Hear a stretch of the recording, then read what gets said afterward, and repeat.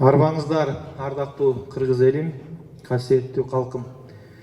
Мен тема, доклад баяндаманын конституциялык реформа, элдик курултай мыйзамы жана кен байлыктар. Мен негизи эки эле ойду айтам, бул бийлик жана байлык маселеси боюнча. Адамзат тарыхында ушул бийлик менен байлыкка өтө маани берилип келген, көңүлүн чордондо болуп келген да. Маселе мен ошол элдик бийлик жана элдик байлык жөнүндө сөз кылмакчымын. Кыргызстан эгемендүүлүктү алгандан бери ошол кыргыз эли өзүнүн бийлигине дагы, өзүнүн байлыгына да ээ боло элек. Акаев да мүмкүнчүлүктү берген жок, Бакиев да, Атамбаев да берген жок. Эми азыркы Сооронбай Жээнбековдун мойнунда чоң жүк турат. Же ошол эски президенттердин жолун улап, элдин байлыгын дагы, бийлигин да өзүнүн колуна топтоп алуу, же ошол элдин бийлигин дагы, элдин байлыгын да элге берүү маселеси. Биз ушул эки чоң маселени ушул улуттук мекенчилик күчтөр ар дайым көтөрүп, курултай өткөрүп, ушул элдин бийлигин элге берели, бул курултай мыйзам аркылуу, курултай институтун конституцияга киргизүү аркылуу. Экинчи, элдин байлыгын элге берели деп атабыз. Бул жер казынасы мыйзамы аркылуу. Буга чейин өзүңүздөр билгендей, жер казынасы мыйзамында биздин миллиардтаган кен байлыктарды ит бекер арзан лицензияларга мамлекеттин үлүшү жок сатылып келген.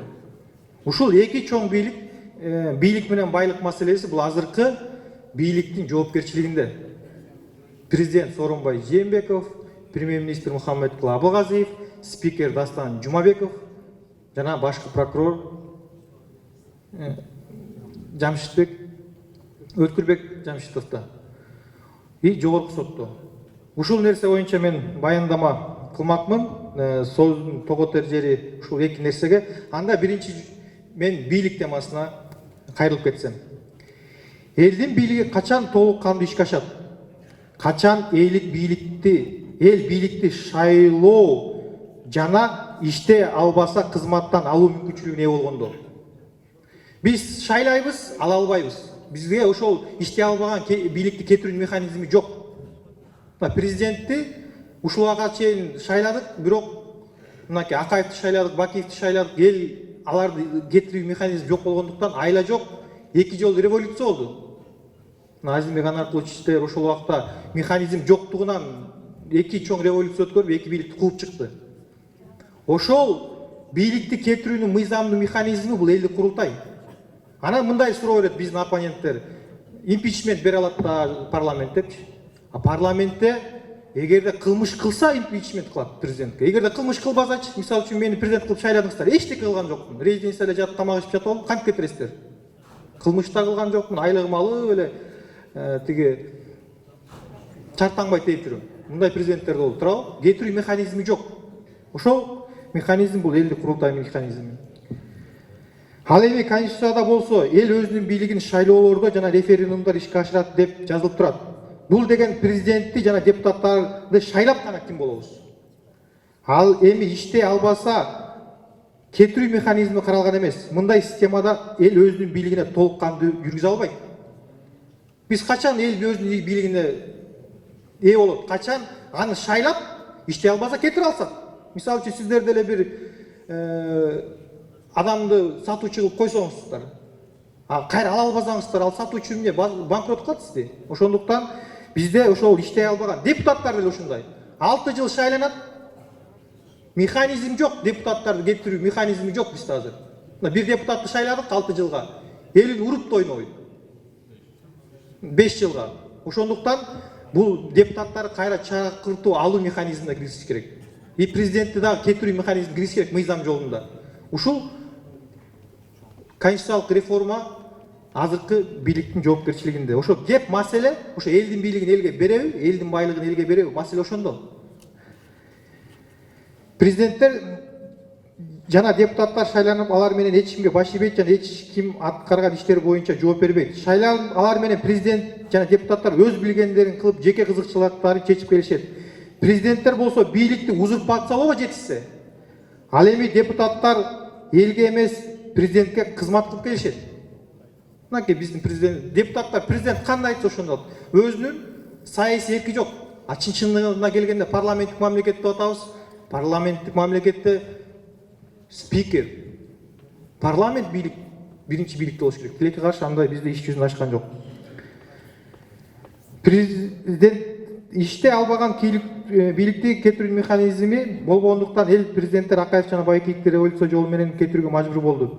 Элдин бийлигин элгө берүү, бийликтин эл алдында жоопкерчиликтигин камсыз кылуу жана иштей албаган бийликти кетирүүнүн мыйзамдуу механизми катары биз улуттук мекенчилик күчтөр курултай институтунун конституцияга киришин эсептейбиз. Бул элдик курултай мыйзамы менен чаташтырбаңыздар. Элдик курултай мыйзамы ал конституциянын 52-чесинде беренеси бар, ал жөнүндө мен айтып кеттим. Бул ошол бийлик бутактарын ишине баа берүүчү орган, чоң орган катары, институт катары бул курултай кириш керек. Курултай институт бийликтин органына кирбейт. Бул элдин чыныгы өкүлдөрү, чыныгы эл өз делегаттарын шайлап отчет ала алат. Анан айтып атышат, мисалы үчүн парламенттик мамлекеттерде жогорку кеңеш премьерден отчет алат. А курултайдын уникалдуулугу, мисалы үчүн жанагы Черчилль айтып кеткен да, дүйнөдө эң күчтүү демократия бул башкаруунун идеалдуу түрү эмес, бирок адамзат аны жакшы ойлоп таба элек депчи. Ошол жакшы элдик курултай.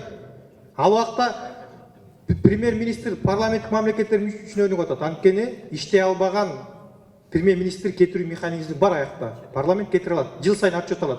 А бизде президенттен отчет албай атабыз. Экинчиден алардын кемчилиги бир бийлик бутагы экинчи бийлик бутагынан отчет алат.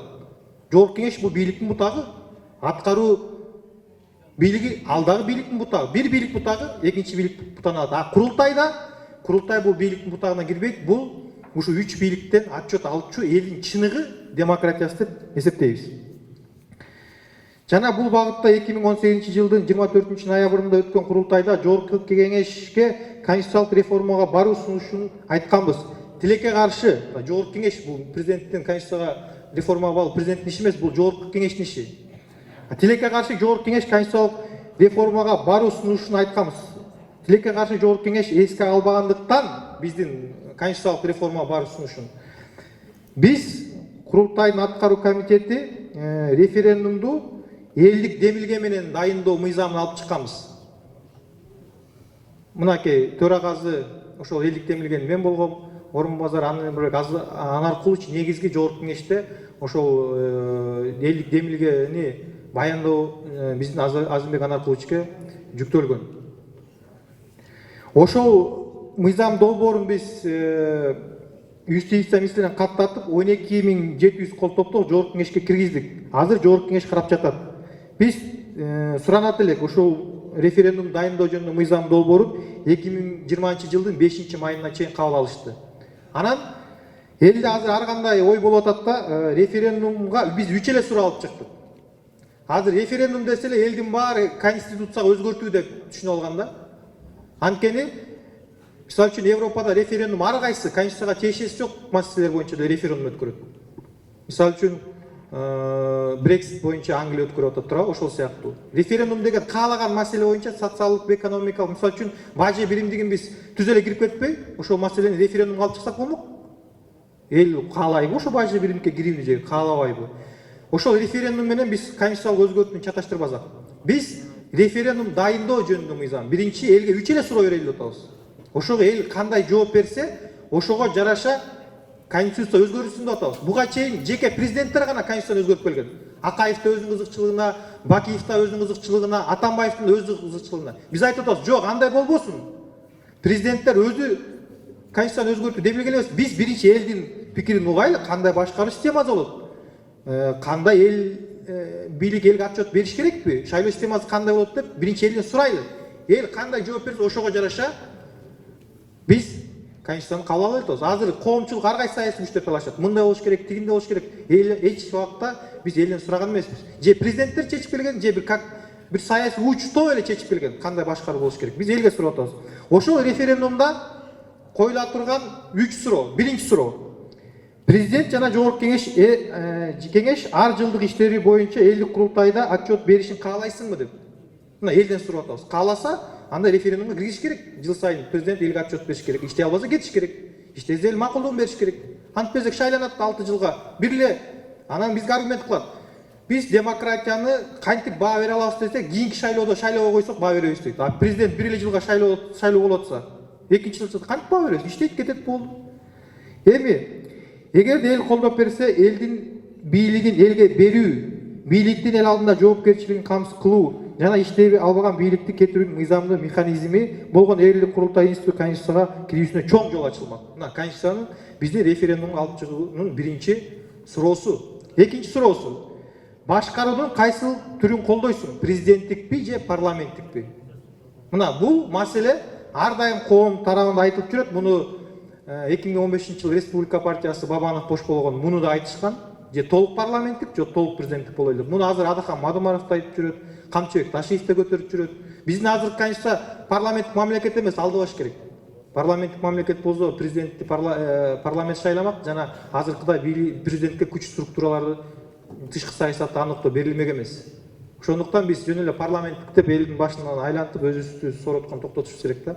Эми бул суроого президенттикпи же парламенттикпи дегенде биз сунуштап атабыз. Эгер президенттик деп тандап алса, Америкадай аткаруу бийлигин президент жетектейт, премьер-министр институту аппараты менен жоюлат. Аткаруу бийлигине бир эле президент жооптуу болот.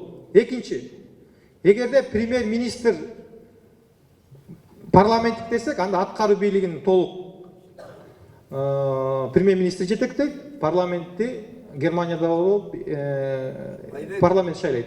Эми бул маселенин экинчи суроосу. Биз ушуну да эл тандабыш керек, толук. Анткени жөн эле аппарат, өкмөттүн аппаратына акча төлөп жүрөлгөндө эмне? Президент турганда. Үчүнчү суроо. Кайсыл шайлоо системасын колдойсуң? 100% партиялык тизме мененби, азыркыдай? Же бир мандаттуу, же аралашпы деген суроо. Бул маселе эмне үчүн азыр жаралып атат? Анткени азыр коомдо 9%га түшүрүш керек, көтөрүш эме 9%ды 3%га, 5%га деп айтып атышпайбы кээ бир саясатчылар? Маселе анда эмес. Маселе шайлоо системасын түп тамыры менен өзгөрткөндө. Бул суроо боюнча азыр шайлоо системасы тууралуу талаш тартышка президент, саясатчылар, саясий партиялар, эксперттер эмес, эл чекит коюш керек. Ошон үчүн биз референдум алып чыгып атабыз. Партиялык система өнүкпөй эле кайра жок болду. Мынакей СДП өнүгүп атабы?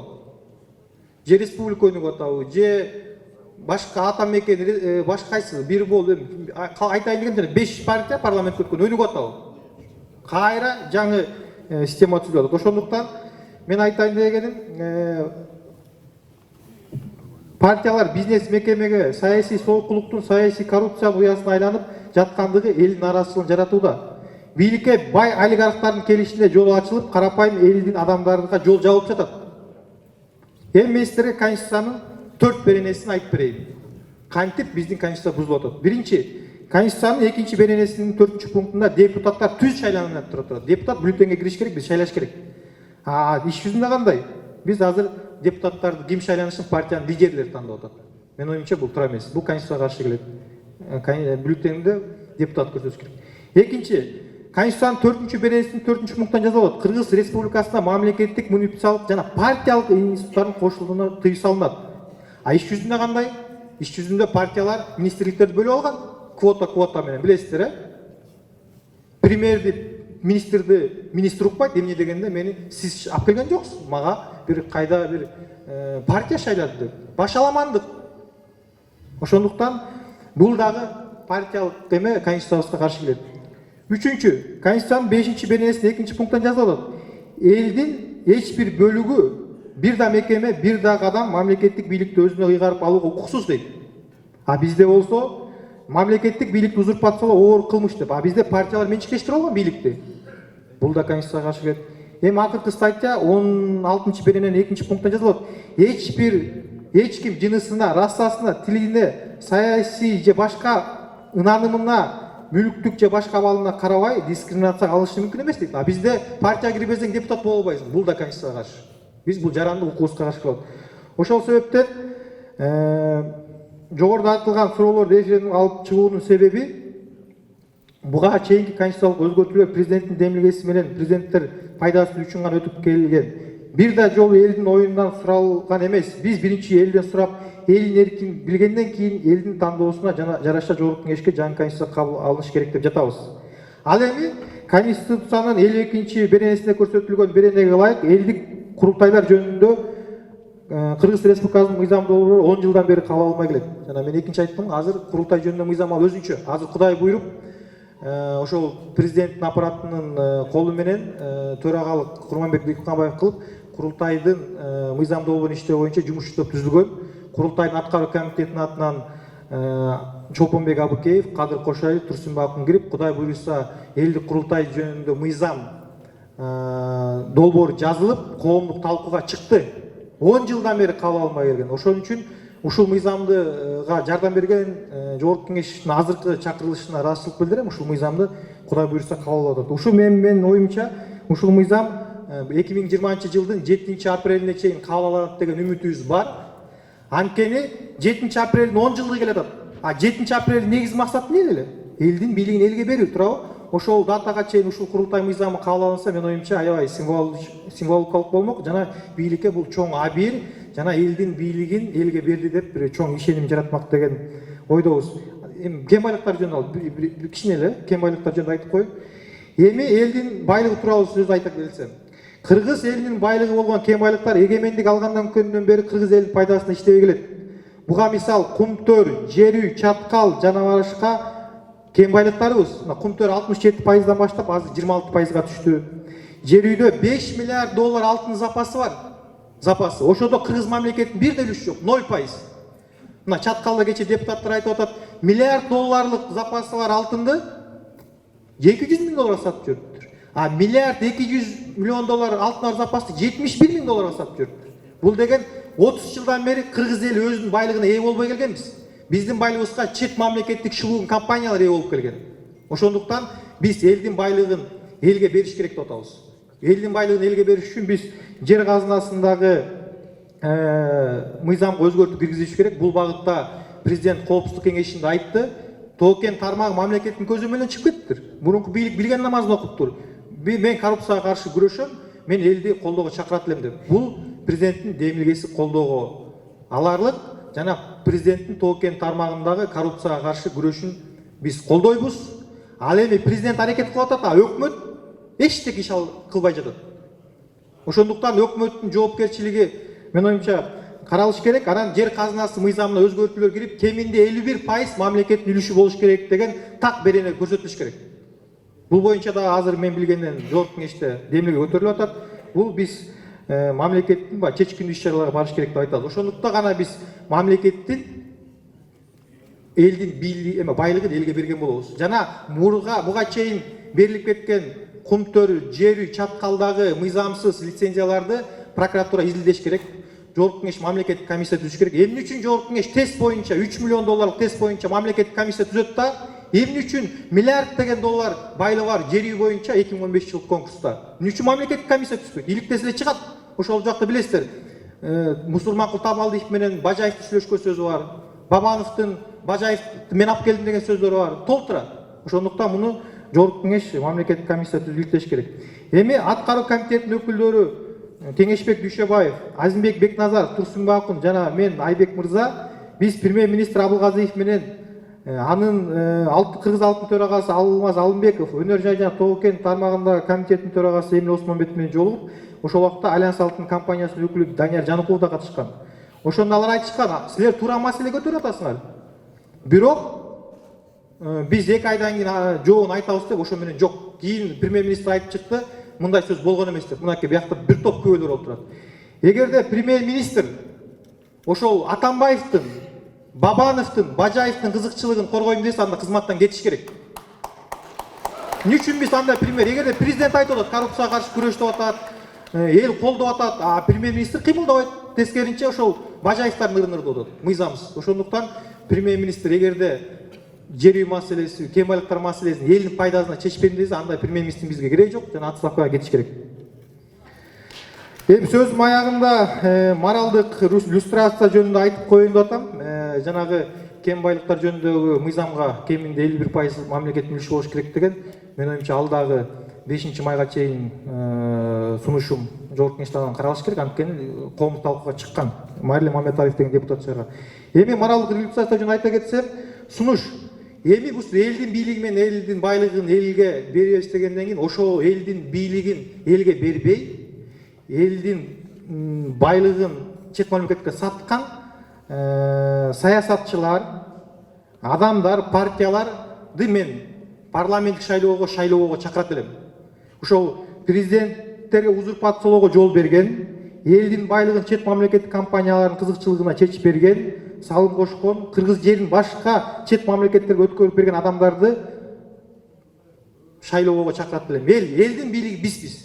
Биз өзүбүз ошолорго алданбасак, шайланбасак, парламентке чыныгы элдин бийлигин элге, элдин байлыгын элге берем деген адамдар келсе, Кудай буйруса, кыргыз мамлекетибиз гүлдөгөн мамлекетке айланат деп ишенем. Чоң рахмат. Рахмат.